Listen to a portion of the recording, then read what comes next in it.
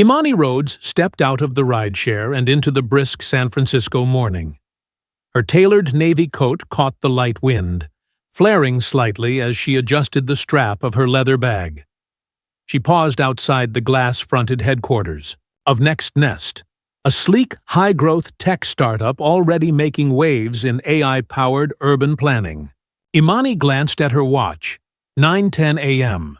20 minutes early, just as she preferred. Early meant prepared. Early meant professional. Inside, the lobby smelled faintly of bergamot and new carpet. Open-concept furniture spilled across the space in curated chaos. Velvet couches, brushed steel, tall plants in ceramic pots. She walked toward the reception desk, where a young woman with platinum blonde waves tapped on an iPad. Her name tag read Tessa. She didn't look up until Imani gently cleared her throat. "Hi, I'm Imani Rhodes. I have a 9:30 strategy meeting with Evan Singh." Tessa blinked at her, then gave a short nod, tapping a few times on her screen. She didn't smile. "Right. Just have a seat. Someone will come get you." "Thank you," Imani said calmly. She turned to scan the room. There were a few empty chairs near the windows, but most of the plush seating seemed taken by young men in hoodies and sneakers, sipping matcha and casually scrolling on their phones. Imani chose a low, firm chair near the wall and settled in, crossing her legs. Her outfit was deliberate. Slate gray slacks, polished oxblood heels, a fitted turtleneck under a long coat. Professional. Sharp. Unmistakably ready. She opened her notebook and reviewed her handwritten notes. Highlights of Next Nest's recent urban data project, acquisition rumors, and last quarter's failed pilot rollout. She had ideas, real ones. Ones Evan Singh had expressed interest in after her keynote at a recent urban tech summit. That's why she was here. 15 minutes passed. She glanced up as two young men entered the lobby laughing, one with a skateboard tucked under his arm. Tessa's posture changed entirely. She stood, offered them LaCroix, cracked a joke about the line outside blue bottle. Imani lowered her gaze. She wasn't invisible, but she wasn't being seen either. At 9:35, she returned to the desk. "Just checking. Has Evan been notified I've arrived?" Tessa gave her a brief glance, then returned to her screen. "Oh? He's probably finishing up a call. They run late sometimes. No offer to check, no sign of effort, just dismissal dressed as normalcy." "Of course," Imani said, and returned to her seat. The room felt cooler now, even as the sunlight streamed through the tall glass. She kept her posture upright, spine straight, chin lifted. Around her, conversations floated, some about coding bugs, others about VC lunches and Series B funding. No one looked at her. One intern walked by and asked her, without a trace of irony, if she was there for a facilities interview. She smiled lightly, declined, and returned to pretending to read her notes. The receptionist had forgotten her. That much was clear. Imani caught her own reflection in the window and checked her expression. Calm. Composed. But her chest burned quietly. She knew what was happening. It wasn't loud. It wasn't crude. It was the same slow, patronizing drip that had haunted boardrooms and brainstorms for years. That subtle calculus of who deserves space and who's merely passing through. She tapped her pen gently against her pad, focusing on the rhythm instead of the sinking weight in her stomach. Someone in a branded hoodie walked past her, trailing, the smell of too much cologne. He was called in almost immediately. It was 9:52. She didn't frown. She didn't flinch. She just sat still, every movement measured, aware that in some rooms, stillness was its own kind of resistance, and upstairs, they were waiting. They just didn't know it yet. Imani adjusted the strap of her bag, subtly shifting her weight as she glanced toward the oversized wall clock. The minute hand dragged its way toward 10 a.m. She had now been sitting in the lobby for nearly 50 minutes. The sleek chair beneath her, though modern and minimalist, was growing less forgiving by the second. Her lower back protested. She ignored it. The noise around her never ceased. Doors slid open with soft hisses. Footsteps clacked and shuffled on concrete floors. Light laughter occasionally bubbled from clusters of staff huddled by the coffee bar. None of it involved her. She leaned forward and reached for her water bottle, sipping slowly, careful not to smudge her lipstick. Her fingers, once relaxed, had begun to tense without her noticing. She laid the bottle down gently, letting the silence in her corner stretch longer than the conversations around her. At 10:06, another guest arrived, a young man with disheveled hair, earbuds in, hoodie halfway zipped. He didn't even stop at the desk. "I'm here for design," he called out casually. Tessa glanced up from her phone and offered a warm, knowing smile. "You're early," she chirped, already on her feet. "But they're ready for you." Imani watched as he was led through the security gate and disappeared behind the frosted glass doors. The clock ticked again. Her feet ached inside her heels, not from walking, but from the stillness. The kind of ache born from holding posture too long, from carrying too much dignity in a place that doesn't seem to deserve it. Still, she didn't slouch. She never had. Her grandmother once told her, "Walk like you're already where you're going." Imani had adopted that as both mindset and armor. She stood and made her way to the reception desk for the second time. Her voice remained steady. "I just wanted to confirm, has there been an update from Evan Singh's team?" Tessa looked up, with practiced nonchalance, as though she'd just remembered Imani existed. "Same as before. Probably wrapping something up. Should be soon." There was no apology, no urgency, just a surface-level politeness that did nothing to disguise her indifference. Imani nodded once and returned to her seat. She didn't sigh. She wouldn't give the moment that kind of permission. As she settled back in, a young woman with bubblegum pink, braids, and a Next Nest badge passed by, pausing near the elevator. She glanced at Imani with a flicker of confusion, then recognition. Their eyes met. The girl hesitated as though she might speak, but then thought better of it and stepped into the elevator as the doors slid closed. More minutes passed. A courier dropped off boxed lunches to the front desk.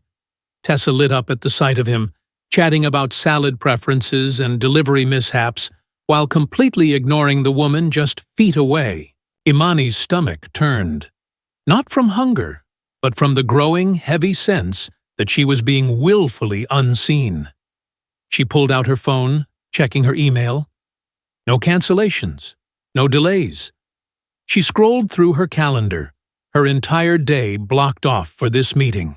She had come prepared, not just in notes and outlines, but in mental presence. She had studied Next Nest's leadership team, read interviews, examined their product roadmap. She knew what the company lacked and exactly where she could offer value. Still, she remained in the corner of the lobby, untouched by any of it. At 10:44, the elevator doors slid open again. Two men stepped out, one tall, in a designer hoodie and jeans, the other lean, sharp-suited, holding a folder thick with graphs and printouts. They spoke in quiet, fast voices, clearly mid-conversation.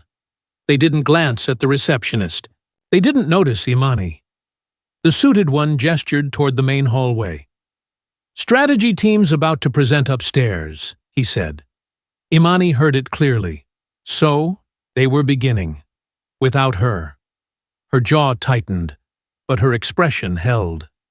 There, was a very specific kind of silence a person learned to live with when they spent years navigating professional spaces that weren't built with them in mind. A silence filled with calculations. If I complain, I'm difficult. If I walk out, I'm unprofessional. If I wait, I'm passive.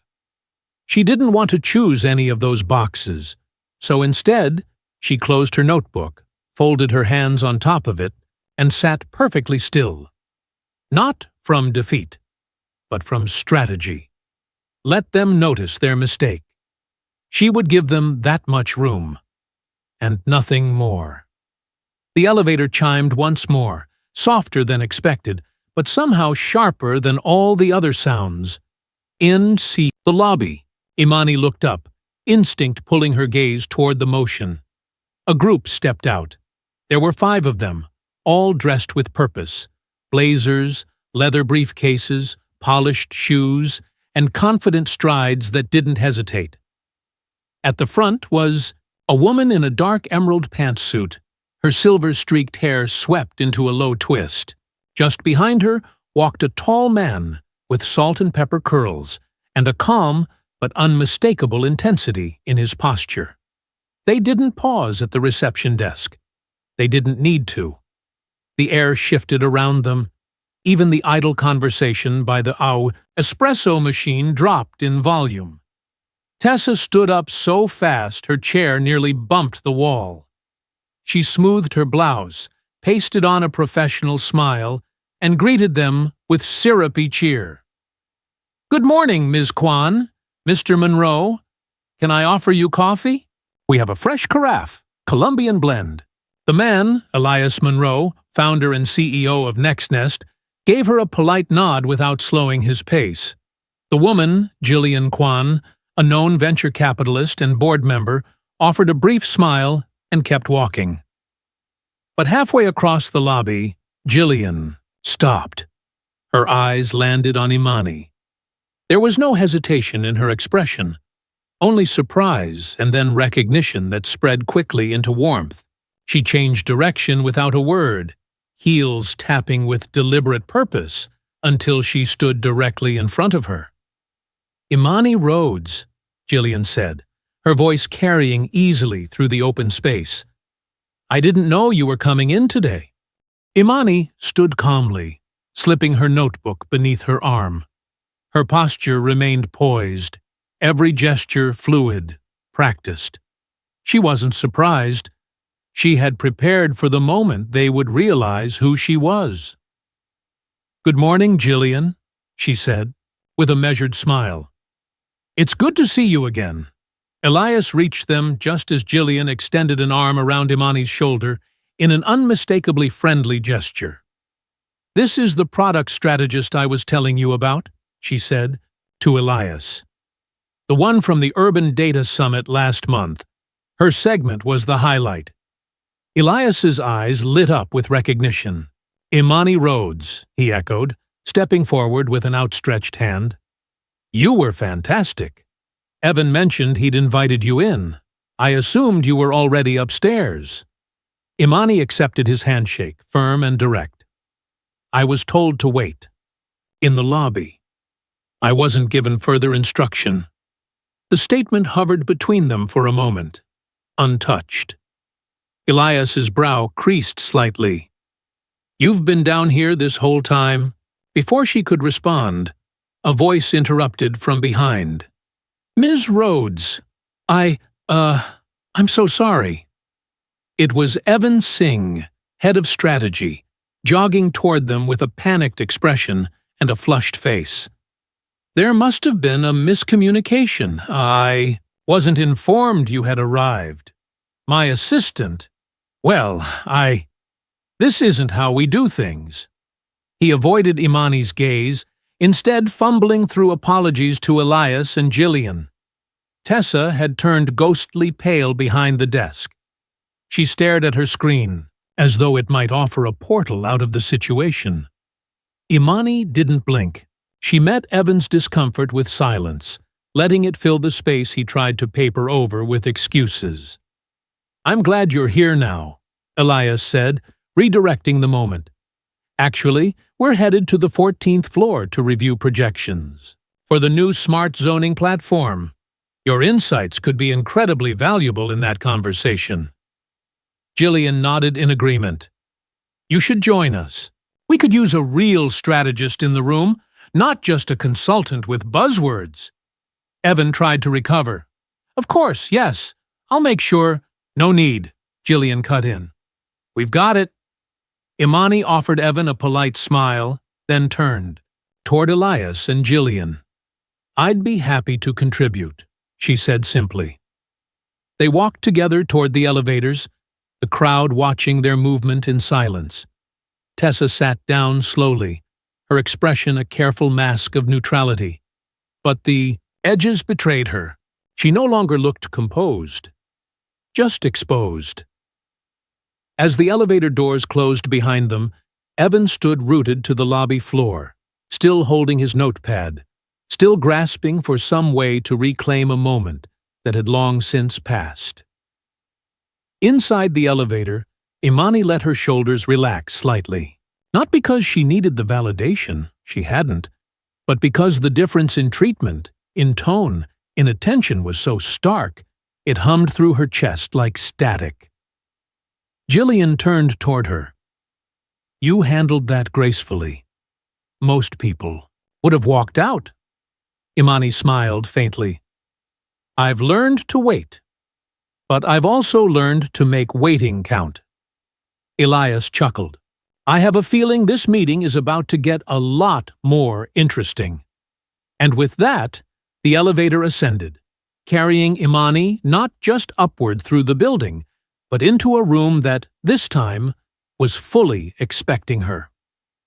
The conference room on the 14th floor looked like it had been designed for decisions that changed the world. Floor-to-ceiling windows overlooked the bay, casting soft light across a glossy walnut table surrounded by ergonomic leather chairs. A massive touchscreen displayed product wireframes and zoning heat maps. No one was lounging or checking their phones. Every person at the table was alert, pens in hand, laptops open, minds moving quickly. Imani walked in beside Jillian and Elias, her heels silent against the carpet. The conversation paused for a moment, not out of awkwardness, but because her presence shifted the atmosphere. She wasn't just another guest. The energy made that clear. Someone offered her a seat near the head of the table. She didn't hesitate. The lead data scientist began reviewing projections, metrics, adoption curves, potential risk clusters. When he finished, Elias turned toward Imani. "What's your read on this?" She glanced once at the touchscreen, then at the printed charts. Her fingers moved deliberately as she pointed out a gap in the zoning algorithm, one that disproportionately undersupported low-income neighborhoods. She didn't lecture. She didn't perform. She simply stated facts with calm precision, offering solutions and scalable alternatives that none of them had thought of. Silence followed, not because she had overstepped, but because every word had landed exactly where it needed to. Jillian nodded slowly. "That's the clarity we've been missing." The strategist seated beside Elias began typing furiously, capturing Imani's suggestions. For the next 45 minutes, she wasn't a visitor. She was the anchor of the conversation. Her questions weren't tentative. They were surgical. Her insights made people reevaluate their assumptions without ever raising her voice. Not one person interrupted her. Not once did anyone question whether she belonged there. From the other side of the glass wall, a small shadow lingered near the hallway. Evan stood alone, hands in his pockets, watching the meeting he had almost excluded her from. His presence was fleeting. No one acknowledged him. Inside, the discussion moved forward at full speed. Imani outlined a revised deployment framework that would optimize community responsiveness without bloating development time. Her ideas weren't theoretical. They were grounded in experience and data, and everyone recognized it. Elias leaned back slightly in his chair, visibly impressed. If we're serious about redefining smart zoning, we need someone leading this who actually sees what's missing, not just what's trending. Jillian tilted her head, then addressed Imani directly. What would it take for you to work with us beyond today? Full project lead, equity stake, optional team selection. The room held its breath for a second. No one else was being offered this. It was clear. Imani didn't answer right away. She studied the faces around her, reading the room the way she had learned to read code. Precise, exacting, intentional. I'd need full access to the product roadmap, she replied. Transparency in stakeholder goals. And I want final review rights on community impact assessments. No one argued. Elias smiled. That's fair. Let's make it happen. As the meeting wrapped up, folders were exchanged, emails confirmed, NDAs drafted. The space, once so unfamiliar, now felt like an extension of her own competence. Jillian walked her to the elevator afterward, slower this time, as though the hallway had grown longer with everything unsaid. If anything like this morning ever happens again, she said in a low voice, come straight to me. You've got my number now. You won't be ignored twice. Imani looked at her with a soft, understanding expression. I appreciate that, but I don't intend to stay quiet long enough for it to happen again. The elevator doors opened. As she stepped inside, she glanced back. Evan was at the far end of the hallway, pretending to read a chart on the wall. He didn't speak. He didn't approach. And Imani didn't acknowledge him. When the elevator reached the ground floor, the lobby felt different. Tessa didn't look up this time. She stayed at her desk, shoulders slightly hunched, typing without urgency. Imani didn't pause. Outside, the afternoon sun was higher now, casting shadows in new directions. She inhaled deeply, letting the crisp air replace the sterile coolness of that waiting room. She wasn't leaving angry. She wasn't walking away to make a point. She was simply moving forward, as she always had. But this time on a path she had helped pave with her own voice. Later that week, her inbox held a formal offer. It wasn't just an advisory role. It was a leadership track position, full autonomy over the initiative she had just redesigned. Not a seat at someone else's table. Her own seat, with the blueprint in her hands. And while the building remained full of polished surfaces and curated smiles, one less person would be taking future guests for granted. Imani never sought validation. She brought the value with her,